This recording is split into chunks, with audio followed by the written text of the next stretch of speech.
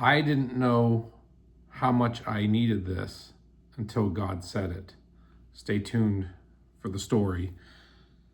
But welcome back, everybody who's been with me so far. Today is day 107. I thank you for being here. If it's your first time, welcome. I hope you stick around, and I hope you go back and watch everything, including my full testimony on day 25. If you've been watching partially or this whole time, or I know there's even some people that are going through and catching up, I appreciate you. I'd ask you to like, comment, subscribe, and share, like I said, and I would love to read your comments or hear from you. So today's day 107. It's Friday, April 17th. If you saw yesterday's video, I was feeling pretty low. My son turned 16 yesterday. There was kind of a little bit of a tit for tat, if you want to call it, between my wife and I, and a little bit here and there and stuff. It didn't go anywhere. It was calm, but there was a few questions brought up and a few things that kind of just came about that kind of struck me. And when you're in this season, especially the person who's like in my story, it's been a little flip-floppy because I'm the one who left September of 2024.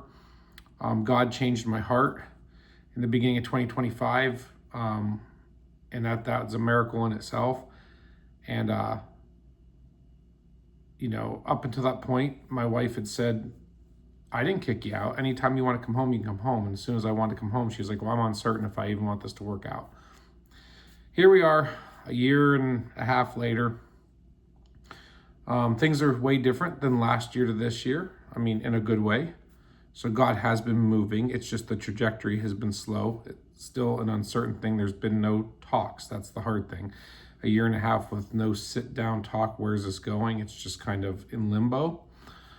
So it gets hard on my part. There's days I'm like, how long do I have to do this? Because even like yesterday, it was like, there was the comment, you wanted to go to the apartment so bad. And it's like, I did in September of 2024, but in February of 2025, I wanted to come home. How much longer do I need to pay for this? Anywho, what it's led me to do is to wonder how much more I can endure in this time, this season. I know we walk by faith and not by sight, and I know that the Lord can change things in an instant, and I truly believe that. And I'm not giving up on God, and I'm not giving up. I'm just saying the Lord is with me, and He speaks. And like last night,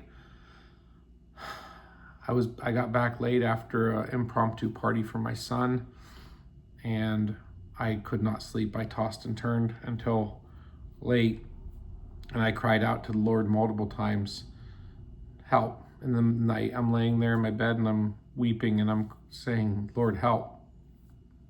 Help me, Lord. I just want something, So today I've just been feeling kind of whatever. I actually went up to the house because I had a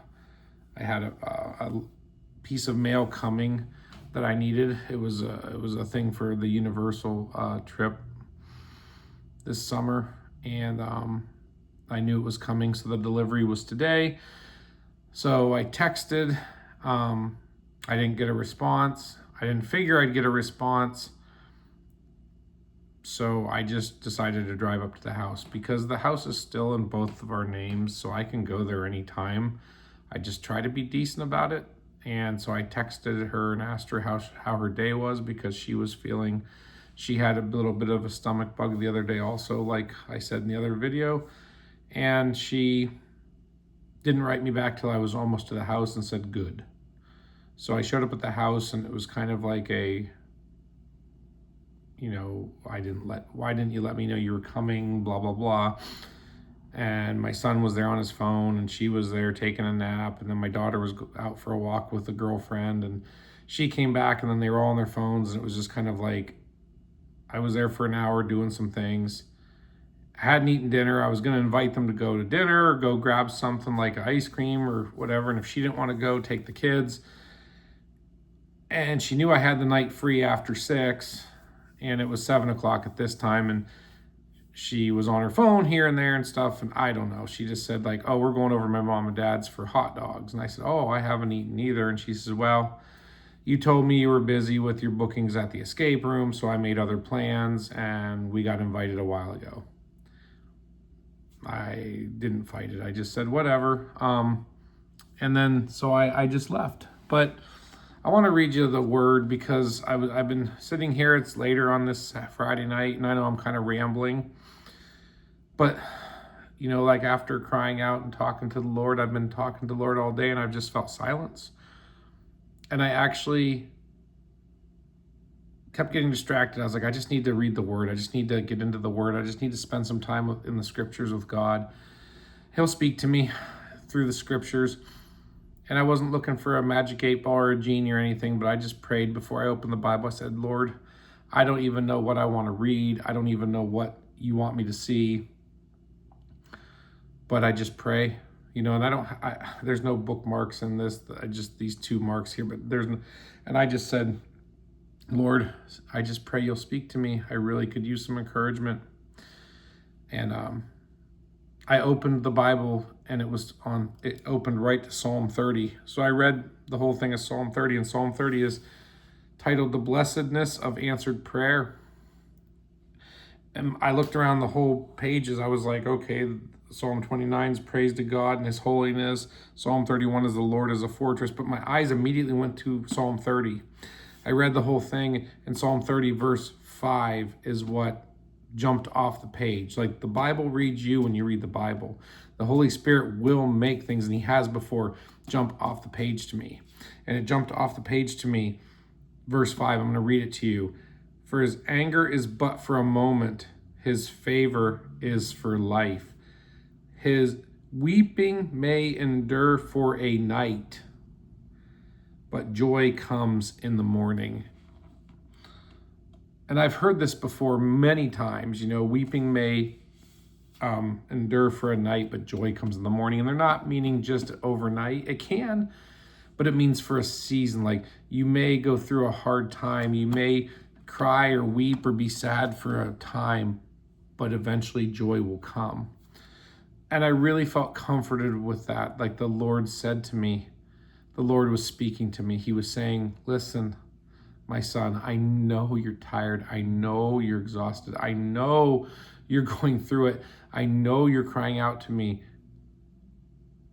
But you may have to endure this, but there is joy coming. He doesn't promise joy is coming in the restoration of my marriage. I believe that's what he wants. I believe because his word, he wants unity. He wants families together.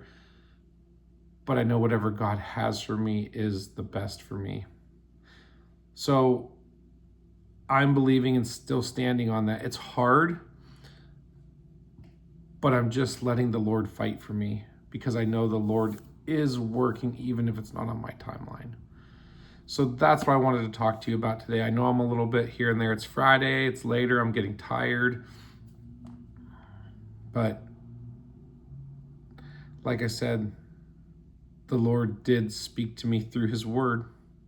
So if you ever have anything, ask the Lord, get right to the scriptures. I don't say just flip it open and he's going to answer your questions. He can. But you know, the Bible contains all of his promises to us and his character, and he's good.